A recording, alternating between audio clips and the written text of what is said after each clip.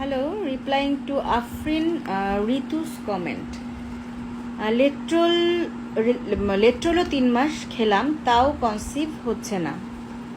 হ্যাঁ, আমরা হচ্ছে যে ক্লোমিফেন সাইট্রেট দিই, লেট্রোজল দিই মুখে। হ্যাঁ, এটা হচ্ছে যে আপনি এখনও ফার্স্ট স্টেজে আছেন। হ্যাঁ, বাচ্চা হওয়ার চিকিৎসা নিচ্ছেন আপনি, সেটা হচ্ছে ফার্স্ট স্টেজে আছেন। তো আপনাদেরকে আমি স্টেপ বাই স্টেপ বলেছি যে যদি আপনার মুখে খাওয়ার ওষুধে কাজ না হয় তখন হচ্ছে যে আমার ইঞ্জেকশনে যেতে হবে। তবে ইঞ্জেকশন যেহেতু এক একটা ইঞ্জেকশন 1500 থেকে 1800 টাকা লাগে, এরকম 3-4টা ইঞ্জেকশন দেওয়া লাগে, সেক্ষেত্রে ওখানে যাওয়ার আগে আমি হচ্ছে টিউব টেস্ট করে নিই। টিউব টেস্ট 3ভাবে করা যায়, যে টিউবটা খোলা আছে কিনা আর কি, 2টা টিউব, সেটা 3ভাবে করা যায়। এক হচ্ছে যে হিস্টেরোসালপিঙ্গোগ্রাফি, আপনারা দেখবেন বড় বড় এক্সরে, একটা ডাই দিয়ে এক্সরে করা হয়।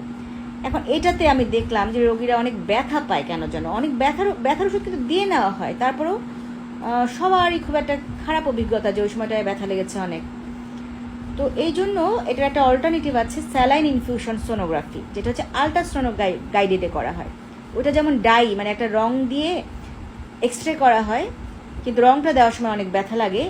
এই স্যালাইন ইনফিউশন সোনোগ্রাফিতে এই জায়গাটাতে একটা মানে উৎকর্ষ সাধিত হয়েছে, যেটা আল্ট্রাসোনো গাইডেডে আমি করি, নিজেও এই টেস্টটা করি। আল্ট্রাসোনোর গাইডেন্সে স্যালাইন পুশ করে দিয়ে দেওয়া হয়, তারপর দেখা হয় যে স্যালাইনটা পেটের ভিতর পড়েছে কিনা। হ্যাঁ, এটা এভাবেই টিউবটা খোলা না বন্ধ বোঝা যায়। এটাতে খরচও কম পড়ে এবং হচ্ছে এটা আমরা নিজেরা করতে পারি, যেমন আমি করি এটা। আর হচ্ছে যে আরেকটা হচ্ছে ল্যাপারোস্কোপি। হ্যাঁ, ল্যাপারোস্কোপি করেও দেখা যেতে পারে যে টিউব খোলা না বন্ধ, এবং সাথে টিউব যদি বন্ধ থাকে ওটা খুলে দেওয়ার চেষ্টা করে আসা হয় আর কি।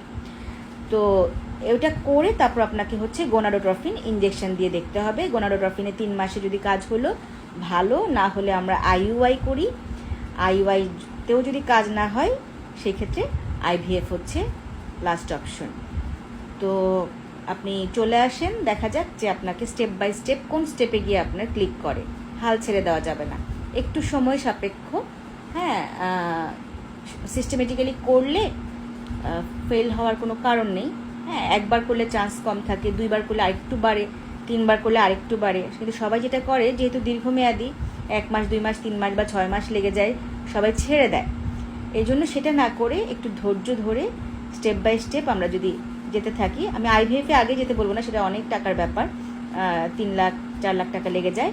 সো আমরা আগের স্টেপ পর্যন্ত তো অ্যাটলিস্ট ট্রাই করতেই পারি, তাই না? সো চলে আসেন শনি সোম বুধ ধানমন্ডি আনোয়ার খান মডার্নে বিকাল 5টা থেকে 8টা।